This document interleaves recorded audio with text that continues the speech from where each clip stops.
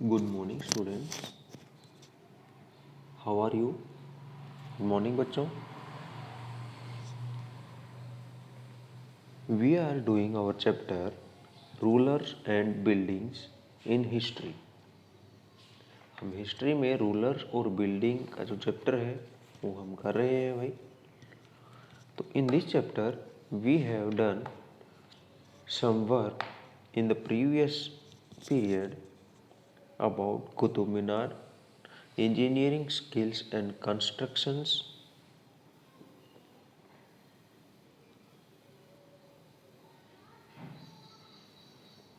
engineering skills and the temples of Kandriya Mahadev temple and Rajarajeshwar temple at Tanjavur. Next, we have discussed about some types of buildings like arcade type, and one more was there, corbelled. Next, why the Rajas, the kings made the water ponds and the temples or mosques. What was Qibla, and about the Sultan Iltutmish. Now today we are going to study some more thing in this chapter. We are starting on page number 65. Why were temples targeted? भाई पिछले अपने period में हमने बातचीत की थी भी जो राजा महाराजा हुए थे उन्होंने मंदिर और मस्जिद बनवाई थी. बड़ी बड़ी इमारतें क्यों बनवाई थी? तालाब जो जलाशय थे वो क्यों बनवाए थे? ताकि लोगों में अपना इफेक्ट छोड़ सके, लोग उनको अच्छा कह सके. अब आगे है वाई वर टेम्पल्स टारगेटेड. अब बनवा तो दिए थे टेम्पल और मोस्क थे, वो बनवा तो दिए थे राजाओं ने, लेकिन वो निशाने पर क्यों रहते थे और किसके निशाने पर रहते थे? Let's start. Because kings built temples to demonstrate their devotion to God and their power and wealth.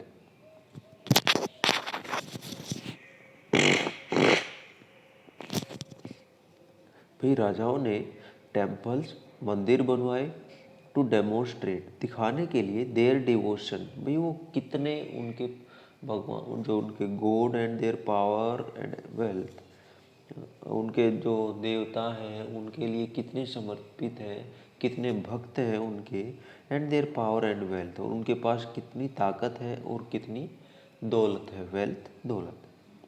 It is not surprising that when they attacked one another's kingdoms, they often targeted these buildings. तो कोई हैरानी की बात नहीं होगी कि जब दूसरे राजा उन पर हमला करते थे तो यही बिल्डिंग थी जो मंदिर मस्जिद और जो पानी के तालाब वगैरह जो थे उन्हीं पर निशाना ज़्यादा रहता था. क्यों? क्योंकि इन्हीं से किसी राजा की जो ताकत थी उसको चेतावनी दी जा सकती थी. In the early 9th century, when the Pandyan king Srivallabha invaded Sri Lanka and defeated the King Sena I, the Buddhist monk and chronicler Dhammakiti noted he removed all the valuables. भैया ये मैं बता रहा है भाई, जो 9वीं शताब्दी में जो राजा हुए थे पांड्यान, पांडे जो राजा हुए थे, पांडे एक वंश है, वंश था पहले, जैसे चोल हैं, चालुक्य हैं, मुगल हैं, वैसे ही भारत में दक्षिणी भारत में एक पांडे नाम का एक साम्राज्य हुआ था पांडे. तो उसके एक राजा थे श्रीवल्लभा. तो उन्होंने क्या किया था, श्रीलंका जो एक कंट्री है हमारे देश में नीचे छोटा सा, उस पर आक्रमण किया था, हमला किया था और उसका जो राजा था, श्रीलंका के जो राजा थे सेना वन नाम से उनके राजा थे 831 से 851 के बीच। तो उस समय जो बुद्धिस्ट मोंक थे, बुद्धिस्ट बौद्धों के मोंक, जिसे हम हमारी लैंग्वेज में हम कहते हैं भाई पुजारी या फिर संत जिसे हम कहते हैं। तो बुद्धिस्ट जो संत थे एंड क्रोनिकलर एक पर्सन होता है जो हिस्ट्री राइटिंग का काम करता है, इतिहास लेखन का काम करता है, उसे कहते हैं क्रोनिकलर। धम्माकित्ती, और ये जो धम्माकित्ती हैं ये दोनों का काम करते थे श्रीलंका में। सेना वन के जो शासन में थे ये बुद्धिस्ट मोंक भी थे और क्रोनिकलर भी थे। उन्होंने नोट किया ही रिमूव्ड ऑल द वैल्यूएबल्स, भाई जो श्री वल्लभ राजा थे वो सारी चीज़ें हटा दी उन्होंने अपने श्रीलंका से जो कीमती थी। क्या क्या चीज़ें थी? The statue of Buddha, Buddha की जो मूर्ति थी वो made entirely of gold in jewel place Sri Lanka में एक भाई एक महल का नाम है जो राजाओं ने बनवाया था, इंटायरली मेड ऑफ गोल्ड। और ये जो बुद्ध की जो प्रतिमा थी, मूर्ति थी, ये पूरी की पूरी सोने की बनी हुई थी, तो उसको हटा दिया था। And the golden images in various monasteries, monastery होते हैं मठ, मोनेस्ट्री मठ।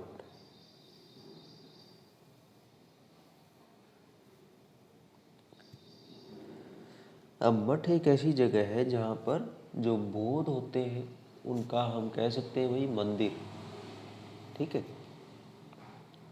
तो भाई वहाँ पर गोल्डन इमेजेस, जो सुनहरी तस्वीरें थी, वो सारे की सारी हटा दी। ऑल दीज ही सीज्ड का मतलब है जब्त कर लेना, ले लेना, जबरदस्ती छीन लेना।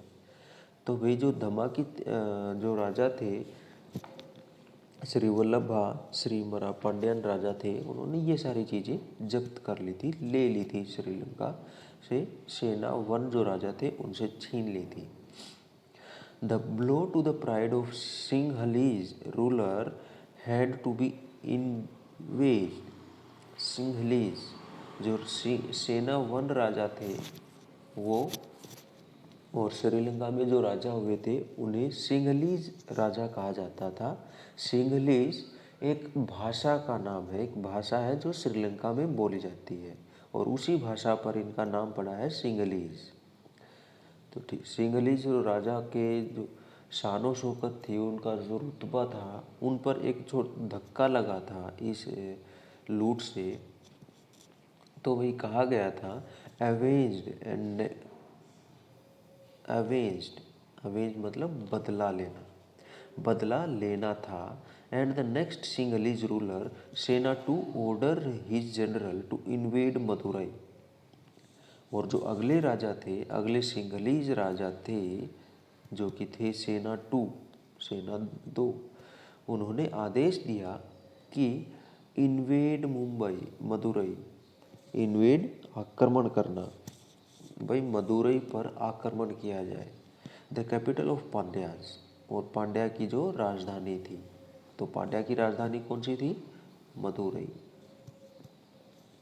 The Buddhist chronicler noted that the expedition made a special effort to find and restore the gold statue of Buddha. जो बुद्ध जो इतिहासकार थे उन्होंने नोट डाउन किया, कहीं पे लिख दिया अपनी बुक में कि भाई ये जो अभियान था, एक्सपेडिशन अभियान, उसने जो महात्मा बुद्ध की जो स्टैचू थी, मूर्ति थी गोल्ड की, सोने की, उसको लाने में बहुत महत्वपूर्ण प्रयास किए। Similarly in the early 7th century when the Chola king Rajendra I built a Shiva temple in his capital, he filled it with prized statues seized from defeated rulers। अब एक और एग्जाम्पल है भाई, जब 11th सेंचुरी 11वीं सदी के शुरुआत में जो चोल राजा थे, चोल एक और राजवंश है, चोल राजा है, राजा थे जो राजेंद्र वन जो थे, उन्होंने एक शिव टेम्पल का निर्माण करवाया अपनी राजधानी में। और उसमें क्या क्या चीज़ें रखी? प्राइज्ड स्टेचूज, जीती हुई इनाम में दी गई स्टेचूज, मूर्तियाँ जो कि छीनी गई थी, डिफीटेड हराए गए राजाओं से, ये उसने अपने शिव मंदिर में स्थापित कर दी, रख दी। एन इनकम्प्लीट लिस्ट इंक्लूडेड, अब ये जो लिस्ट इन्होंने बताई है ये इनकम्प्लीट है, अधूरी लिस्ट है, इसमें से बहुत सारी चीज़ें नहीं थी। ए सन पेडेस्टल, सूर्य स्तंभ फ्रॉम चालुक्यस, चालुक्यों का सूर्य स्तंभ, एक गणेश स्टैचू, एक गणेश जी की मूर्ति, and several statues of Durga, a Nandi statue from eastern Chalukyas, Durga की बहुत सारी मूर्तियाँ, दुर्गा जो एक देवी है हमारे यहाँ पे, a Nandi statue from eastern Chalukyas, और पूर्वी चालुक्य जो थे उनसे नंदी की मूर्ति, नंदी जो भगवान शिव हैं उनके जो बैल हैं उनका नाम नंदी दिया गया है। And image of Bhairav, image of Bhairav, जो भैरव जो भगवान माने जाते हैं उनकी मूर्ति थी, ये फॉर्म ऑफ शिव, और ये भैरव कौन थे? शिव के एक रूप थे। And Bhairavi from the Kalingas, Bhairav और भैरवी ये कलिंग जो राजा हुए थे उनसे जीती गई थी, और ये कलिंग थे उड़ीसा में। And a Kali statue from the Palas of Bengal, और काली जो देवी है उनकी जो मूर्ति थी वो पाल जो राजा हुए थे बंगाल के, उनसे जीत के लाई गई थी। ये सारी चीज़ें उन्होंने अपने मंदिर में रखवा दी थी, ये सारी चीज़ें। Sultan Mahmud of Ghazni was a contemporary of Rajendra one. अब नेक्स्ट एक और एग्जाम्पल है सुल्तान महमूद ऑफ गजनी। अब गजनी जो अपने वेस्ट में है, अफ़गानिस्तान की तरफ है, तो भाई वहाँ के जो राजा हुए थे महमूद गजनी, वो उस समय थे राजेंद्र वन के समय पे। ड्यूरिंग हिज कंपेन्स, जो उनके अभियान थे भाई, महमूद जो सुल्तान राजा थे गजनी के थे, उनके जो अभियान थे सब continent, he attacked the temples of defeated Kings and looted there wealth and idols. तो जो हमारे सब कॉन्टिनेंट, उपमहाद्वीप मतलब भारत, पाकिस्तान, बर्मा, श्रीलंका और भूटान, नेपाल, बांग्लादेश, ये जो कंट्रीज़ हैं इन्हें सब कॉन्टिनेंट कहा गया है मिला के। तो इस पर जब महमूद गजनी ने आक्रमण किया था तो जो भी राज्य जीत लिए उन्होंने, तो उनके जो मंदिर थे उनमें से जितने भी सोना चांदी हीरे मोती जो भी कुछ धन दौलत था और आइडोल्स और जो भी मूर्तियाँ थी वो उन्होंने छीन ली थी भाई। Sultan Mahmud was not a very important ruler at that time, और ये जो सुल्तान थे वो इतने ज़्यादा इम्पोर्टेंट नहीं थे उस टाइम, क्योंकि इनका ज़्यादा कुछ हमें पढ़ने को नहीं मिलता है। बट बाय डिस्ट्रॉइंग टेम्पल्स, लेकिन इन मंदिरों को ख़त्म करके, उजाड़ करके, तहस नहस करके, specially at the one at Somnath, ख़ास तौर पर सोमनाथ का मंदिर, ये सोमनाथ है गुजरात में, और ये सोमनाथ का मंदिर बहुत ही ख्याति फेमस मंदिर था उस टाइम। तो भाई ख़ास तौर से उन्होंने जो सोमनाथ के मंदिर को जो तहस नहस किया था, उससे ही try to win credit as a great hero of Islam. उन्होंने कोशिश की, किसने? महमूद गजनी ने, ये जो सुल्तान थे इन्होंने सोमनाथ के मंदिर को तोड़ करके एक अपने नाम कमाने की इच्छा की कि भाई इस्लाम में उसका नाम हो, वो बड़े अच्छे राजा थे, इस तरह से उनका नाम हो। In the political culture of middle edges, most rulers displayed there political might and military success by attacking and looting the places of of defeated rulers.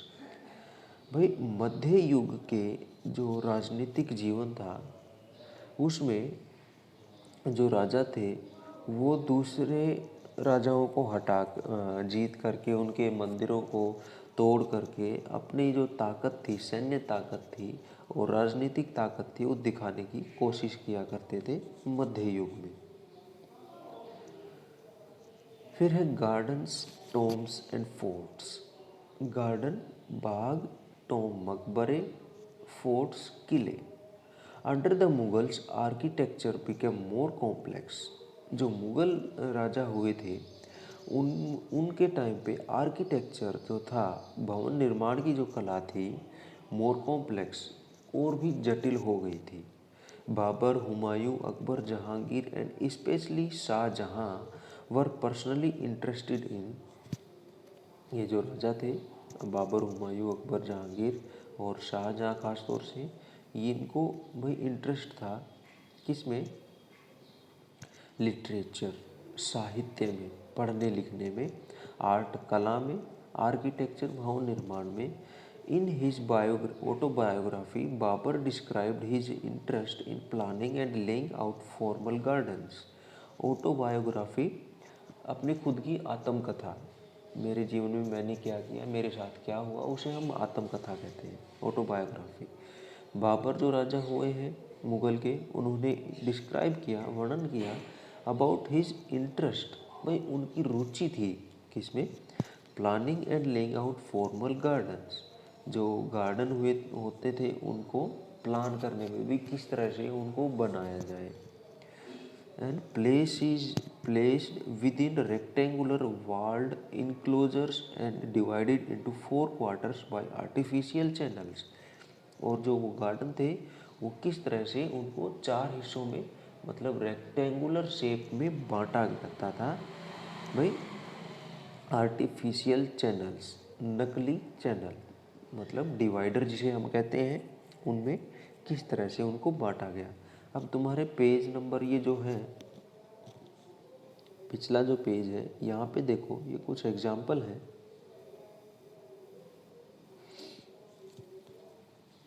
यहाँ पे ये 3-4 एग्जाम्पल हैं, ये देखिए एक बार। यहाँ पे ये स्क्वायर बना रखे हैं, यहाँ पे ये स्क्वायर बना रखे हैं।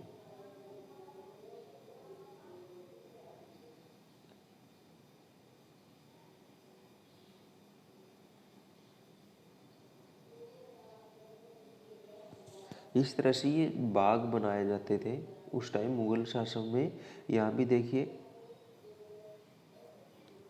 ये बनाए गए हैं बगीचे 4 हिस्सों में बांट के। यहाँ भी, इसमें भी ये अलग अलग एग्जाम्पल हैं कुछ बागों के, जिसे 4 बाग कहा गया था।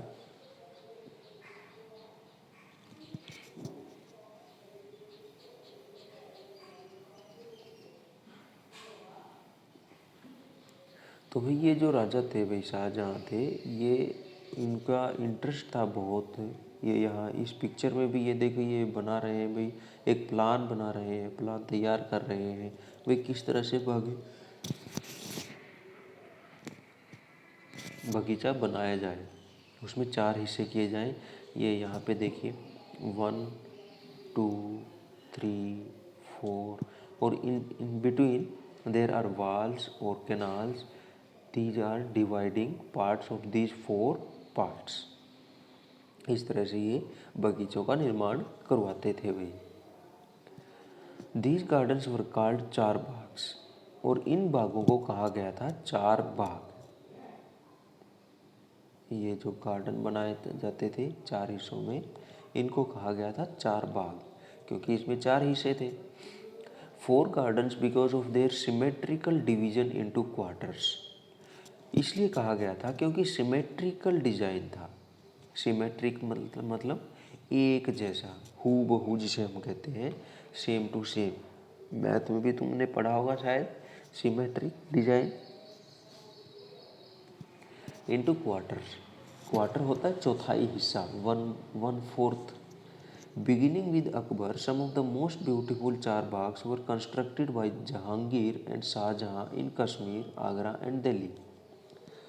भाई अकबर जो महाराज हुए हैं उनके साथ साथ जो शाहजहाँ थे और जहांगीर जो हुए हैं मुग़ल शासक, उन्होंने भी चार बाग के निर्माण करवाए। कहाँ कहाँ पर?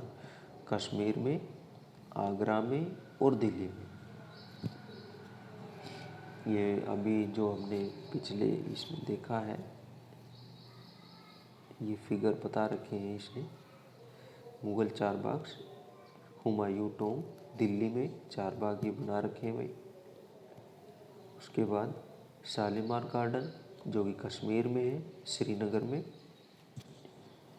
और उसके बाद charbagh adapted river front garden at लाल महर बारी।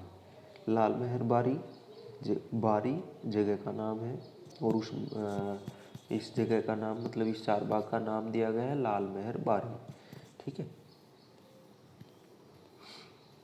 जो कि आगरा में बनाई गई थी। There were several important architectural innovation during Akbar's reign. Akbar के शासन में बहुत सारी खास इम्पोर्टेंट विशेष रूप से आर्किटेक्चरल इनोवेशन मतलब नई चीज़ें ईजाद करना, नई चीज़ें आर्किटेक्चरल भवन निर्माण में नई चीज़ों की ईजाद की गई थी। For inspiration Akbar's architect turned to the tombs of his central Asian ancestor Timur. Ancestor पहले के राजा। तो भाई अकबर के जो आर्किटेक्ट्स थे, भवन निर्माण के वास्तुकार जिसे हम कहते हैं, उन्होंने अपनी प्रेरणा किससे ली, किससे सीखा? सेंट्रल एशियन मध्य एशिया के शासक जो थे तिमूर, उनसे उन्होंने प्रेरणा ली थी टॉम्ब्स मकबरे बनाने की। The central towering dome and the tall gateway pishtaq became important aspects of Mughal architecture. भाई जो सेंट्रल टावर में अभी यहाँ पे इस पिक्चर में ये देखिए एक बार ताकि तुम्हें अच्छे से पता चल जाए। सेंट्रल पार्ट, अब एक तो ये है एक गुंबद है भाई, और ये एक बड़ा सा सेंट्रल गेटवे। ये जो पार्ट थे, ये जो तैमूर राजा हुए थे मध्य एशिया के, उनके शासन में ज़्यादा बनते थे। और जो अकबर और जो ये जो राजा हुए हैं, मुग़ल शासक हुए हैं, इनके जो आर्किटेक्ट्स थे, इन्होंने उन्हीं से प्रेरणा लेके उनके जो जितने भी इमारतें बनाई थी उनमें ये दोनों चीज़ें शामिल की। एक तो डोम था ये, और एक ये बिग गेटवे था, ये दोनों चीज़ें।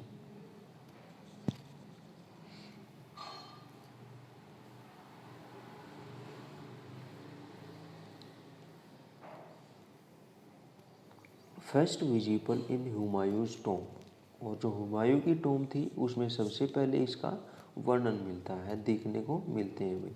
हुमायूं की टॉम्ब में ये देखिए, ये टॉम्ब है भाई सबसे पहला।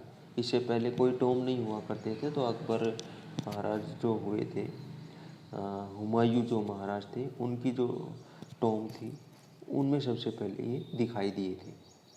The tomb was placed in the center of huge formal charbagh and built in the tradition known as Eight Paradise और हस्त बिहिस्त। और ये जो टॉम्ब था, ये जो मकबरा था, ये कहाँ बनाया गया था? Centre of a huge formal char bagh के बीच में। Built in the tradition known as eight paradise. जो एट पैराडाइज कहा गया है या फिर हस्त बिहस्त जिसे कहा गया है, उसके जो ट्रेडिशन में बनाया गया था। एक सेंट्रल हार सराउंडेड बाय 8 रूम्स। एक जो सेंट्रल हार था उसमें 8 कमरे उसमें सराउंडेड किए गए थे। अब यहाँ देखें एक बार, इसमें नहीं दिया गया है, चलिए कोई नहीं, हम बाद में देख लेंगे भाई।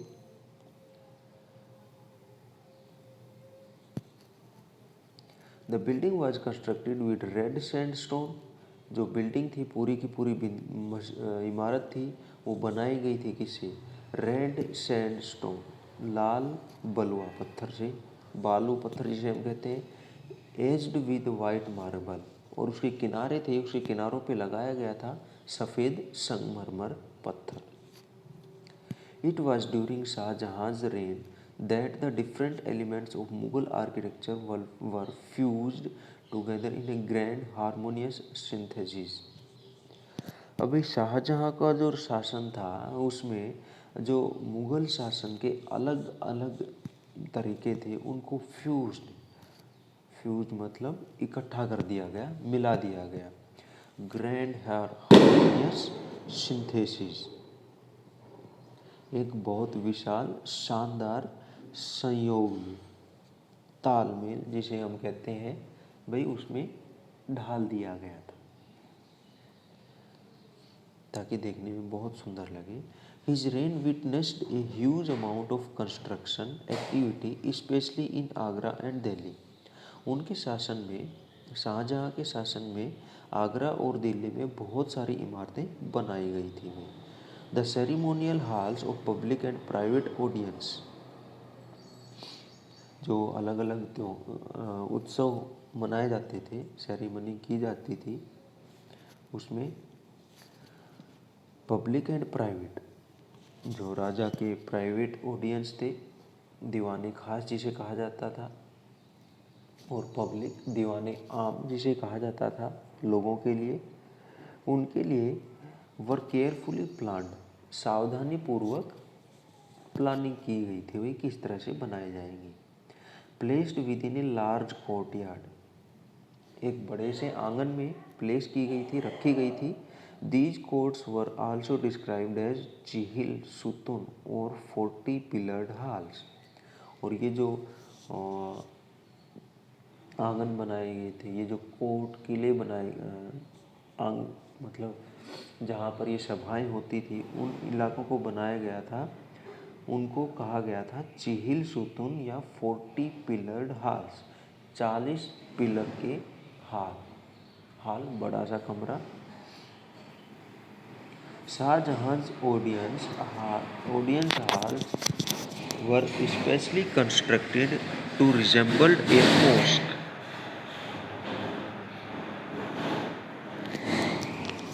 शाहजहाँ की जो ऑडियंस थी, सुनने वाले थे, हाल, जो बड़े बड़े कमरे थे, वर स्पेशली कंस्ट्रक्टेड, खास तौर से बनाए गए थे, टू रिजेंबल ए मॉस्क, ताकि वो इस तरह से लग सके कोई मस्जिद है। The pedestal on which his throne was placed was frequently described as a qibla. किबला भाई हमने पहले भी एक पिक्चर में देखा है भाई, किबला क्या कहा गया है।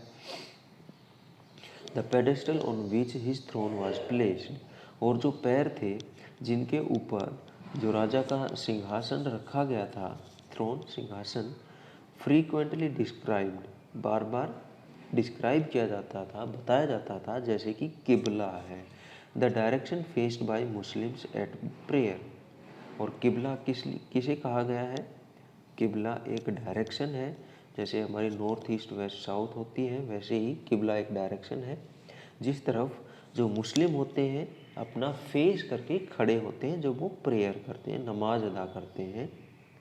Since everybody face that direction when court was in session, और जब सभा होती थी तब सभी के सभी उस दिशा में मुंह करके खड़े होते थे किबला की डायरेक्शन में।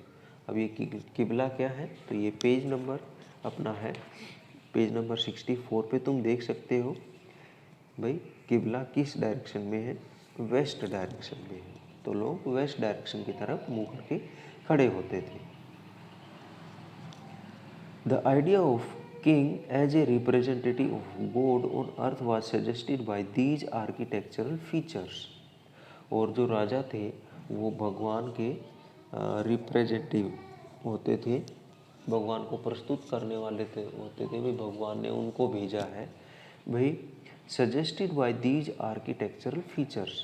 जो भवन निर्माण की ये जो फीचर्स थे, कलाएँ, एक खासियत थी, ये बताते थे राजा भगवान के क्या है, रिप्रेजेंटेटिव है, भगवान ने ही उनको भेजा है।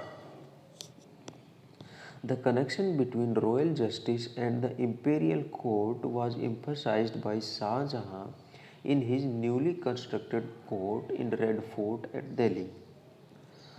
अब भाई जो कनेक्शन था, जो जुड़ाव था बीच में, जो कनेक्शन था रॉयल जस्टिस, राजशाही न्याय, एंड द इम्पीरियल कोर्ट, और राजा का जो कोर्ट था उसके बीच में जो जुड़ाव था, लगाव था, कनेक्शन था, emphasised by Shah Jahan in his newly constructed court in Red Fort at Delhi.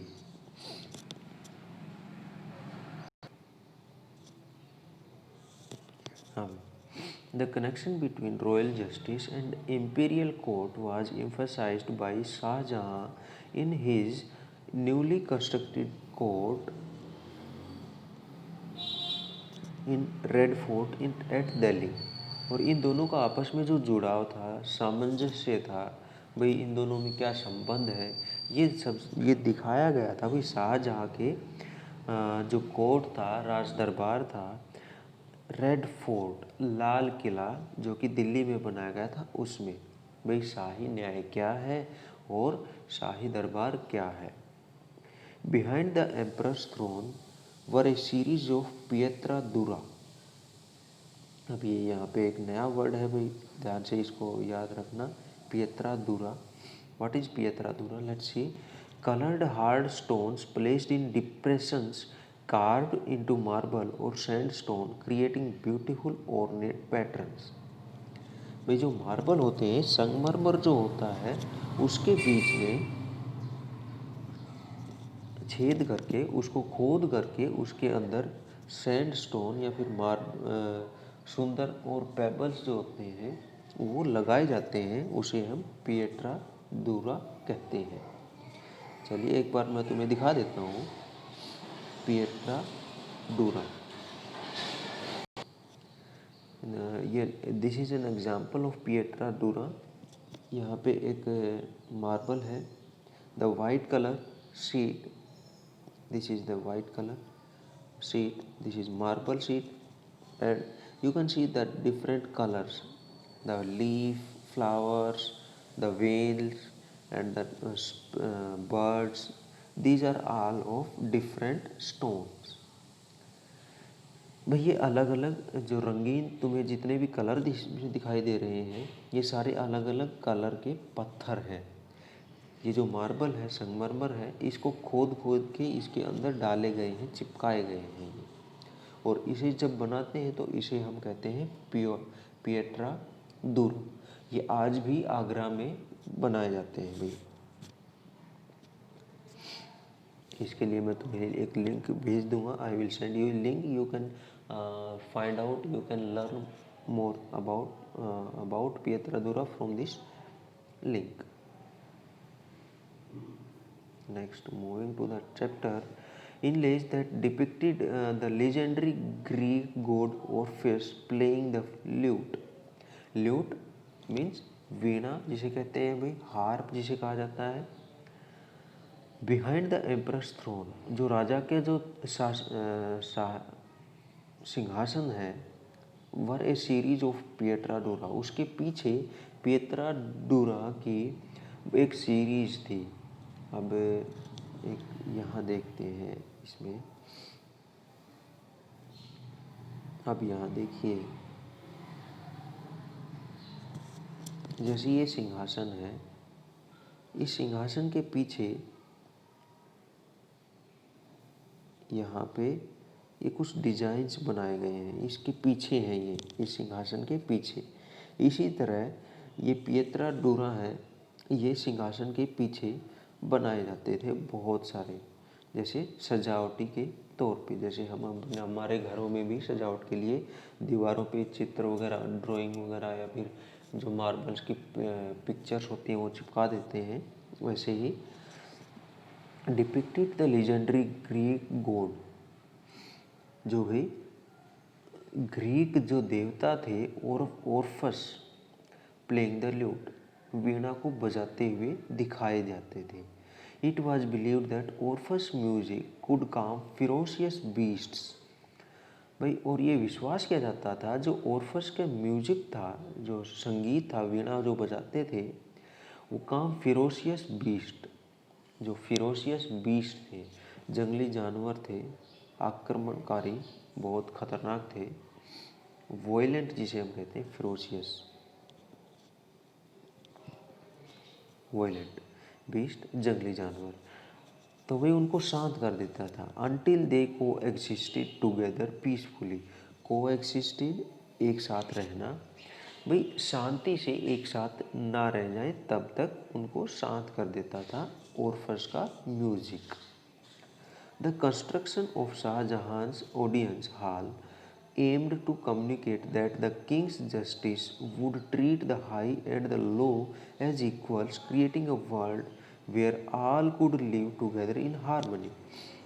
भाई, ये जो कंस्ट्रक्शन था, जो बनाई जाती थी इमारतों में इस तरह का, जो और शाहजहाँ ऑडियंस हॉल, शाहजहाँ को जो सुनने वाले जो लोग थे, श्रोता थे, उनके लिए जो जगह बनाई जाती थी, इस तरह इसलिए बनाई जाती थी ताकि राजा की जो न्याय है, किंग्स जस्टिस, राजा का न्याय न्याय था, हाई एंड लो, ऊंचे और नीचे, मतलब गरीब और अमीर के लिए इक्वल था, बराबर था, ताकि संसार में जो उनका शासन था वहाँ पर एक तालमेल बैठे हुए लोगों में ऊंच नीच की भावना ना आए और लोग ये समझे कि राजा सबके साथ बराबरी